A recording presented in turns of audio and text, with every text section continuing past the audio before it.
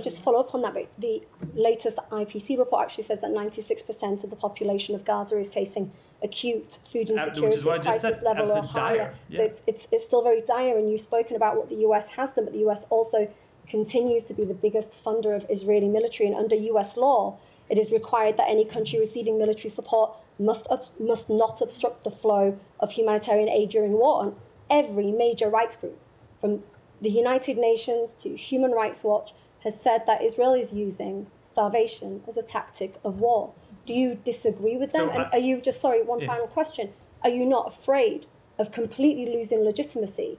So let me just answer that. Hypocritical when it comes to supporting human rights in one country, but not when it comes to Palestinians. Let me just answer the first question. So I would encourage you to read the report that we issued on this very question 2 months ago that looked into Israel's compliance with international humanitarian law and their work and whether they had done a good enough job to let humanitarian assistance in, where we said that there were some roadblocks that needed to be overcome, and we had worked to overcome those, and we had seen Israel take steps to allow humanitarian assistance in. At times they have been too slow. At times they haven't moved quickly enough. At times there have been barriers that we needed to break down, but we have worked to do it, and we have seen Israel take steps to allow humanitarian assistance in.